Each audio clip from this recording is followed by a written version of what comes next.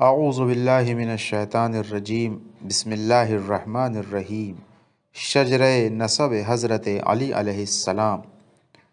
آج ہم آپ کو حضرت علی علیہ السلام کا شجرہ نسب دکھانے جا رہے ہیں۔ اس شجرے کی ہم دو حصوں میں تقسیم کریں گے۔ آج کی اس ویڈیو میں ہم حضرت علی علیہ السلام کے بڑے بیٹے حضرت حسن کی نسل دیکھیں گے، اور اپنی اس سیریز کی دوسری ویڈیو میں حضرت حسین کے خاندان کی بات کریں گے۔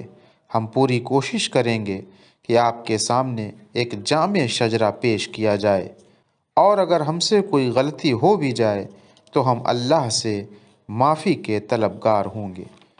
آج کی ویڈیو میں ہم دیکھیں گے کہ حضرت علی کے کل کتنے بچے تھے، کربلا کی جنگ میں حضرت حسن ابن علی کے کتنے اور کون سے بیٹے شہید ہوئے، حضرت حسن کی نسل ان کے کس بیٹے سے چلتی ہے، اور آج کل یہ لوگ کہاں بستے ہیں۔ کیا جارڈن اور موروکو کے شاہی خاندانوں کا حضرت علی علیہ السلام سے کوئی تعلق ہے؟ ویورز، آپ دیکھ رہے ہیں چینل گلدستہ نجات۔ اس شجرے کو سمجھنے کے لیے ہمیں قریش میں حضرت عبد المطلب پہ آنا پڑے گا۔ ان کی سب سے خاص بات یہ ہے کہ یہ حضرت محمد مصطفیٰ صلی اللہ علیہ وآلہ وسلم اور حضرت علی علیہ السلام کے دادا تھے، اور انہی پہ آ کے ان دونوں ہستیوں کا شجرہ آپس میں مل جاتا ہے۔ آپ قریشی قبائلی اتحاد کے سردار بھی مانے جاتے ہیں، اور آپ کی نسل 57 پشت پیچھے حضرت اسماعیل اور پھر حضرت ابراہیم سے جا ملتی ہے، جس کا مطلب یہ ہے کہ آپ اسماعیلی عربوں کے خاندان سے تعلق رکھتے تھے۔ حضرت علی کے والد ابو طالب اور والدہ حضرت فاطمہ بنت اسد تھیں۔ ابو طالب حضرت عبداللہ کے حقیقی بھائی تھے، یعنی نبی پاک کے سگے چچا۔ ان کے بارے میں یہ آتا ہے کہ وہ ایک نہایت رحم دل انسان تھے، اور ہر وقت دوسروں کی مشکلات کو حل کرنے کے لیے کوشش کرتے رہتے تھے۔ نبی پاک کے نبوت کے اعلان کے بعد جب قریش آپ کی جان کے دشمن بن گئے تو حضرت ابو طالب نے انہیں اپنی پناہ میں رکھا، اور کسی کی میلی آنکھ آپ پہ نہ پڑنے دی۔ لیکن حالات اس وقت بہت خراب ہو گئے جب سن 619 عیسوی میں ابو طالب کی وفات ہوئی۔ یہ سال نبی پاک کے لیے غم کا سال سمجھا جاتا ہے، کیونکہ ابو طالب کے انتقال کے محض 1 ماہ کے اندر ان کی بیوی حضرت ختیجہ بھی انتقال کر گئیں۔ آپ رضی اللہ تعالیٰ کی والدہ حضرت فاطمہ بنت اسد کو یہ اعزاز حاصل ہے کہ انہوں نے 17 سال تک آپ کو اپنے بیٹے کی طرح پالا۔ ان کا تعلق بھی بنی ہاشم سے تھا، اور وہ حضرت عبد المطلب کی بھتیجی تھیں۔ حضرت علی سن 600 صدی عیسوی میں مکہ میں پیدا ہوئے۔ روایات کے مطابق حضرت علی مکہ میں خانہ کعبہ کے اندر پیدا ہوئے۔ آپ نبی پاک کے چچا زاد بھائی اور داماد تھے، اور ان سے تقریباً 30 برس چھوٹے تھے۔ آپ سنی مسلمانوں کے چوتھے خلیفہ راشد اور اہل تشیع کے نزدیک پہلے امام اور خلیفہ مانے جاتے ہیں۔ آپ نے محض 9 سال کی عمر میں سب سے پہلے اسلام کا اظہار کیا تھا۔ نبی پاک جب جوانی کی عمر میں پہنچے تو حضرت ابو طالب کی مالی مشکلات کو دیکھتے ہوئے ان کے بچوں میں سے ایک کی ذمہ داری سنبھالنے کا فیصلہ کیا، اور اپنے چچا حضرت عباس اور ان کو بھی ایسا کرنے پر آمادہ کر لیا۔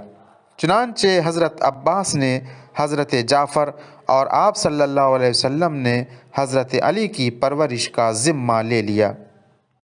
ناظرین، اسی وجہ سے حضرت علی کو یہ شرف حاصل ہے کہ ان کی پرورش خود نبی پاک نے کی۔ حضرت علی کے 3 بھائی اور 2 بہنیں تھیں۔ ولادت کے وقت آپ کی والدہ نے آپ کا نام اسد رکھا۔ حکم الہی سے حضرت محمد صلی اللہ علیہ وآلہ وسلم نے ان کا نام علی رکھا۔ آپ کی کنیت آپ کے بڑے بیٹے حضرت حسن سے ابو الحسن تھی۔ اس کے علاوہ آپ کو ابو تراب بھی کہا جاتا تھا، جو کہ نبی پاک کی طرف سے عطا کردہ کنیت سمجھی جاتی ہے۔ حضرت علی کی پہلی شادی نبی پاک کی اکلوتی اور چہیتی بیٹی حضرت فاطمہ سے ہوئی، جن کی زندگی کے دوران آپ نے کوئی دوسری شادی نہیں کی۔ روایات میں آتا ہے کہ حضرت علی کی کل 9 بیویوں سے 14 بیٹے اور 10 بیٹیاں تھیں، اور ان کے بیٹوں میں صرف 5 بیٹوں سے ان کی نسل چلتی ہے۔ حضرت فاطمہ سے حضرت علی کے 3 بیٹے حضرت حسن، حضرت حسین اور حضرت محسن کے علاوہ 2 بیٹیاں حضرت زینب اور حضرت ام کلثوم تھیں۔ حضرت محسن کی شہادت ان کی والدہ کے شکم اقدس میں ہی ہو گئی تھی۔ یوں حضرت علی اور حضرت فاطمہ کے 2 بیٹے ہی زندہ رہے۔ حضرت حسن اور حضرت حسین کی اولاد کو سید کہا جاتا ہے، جو کہ آج بھی دنیا کے مختلف حصوں میں آباد ہیں۔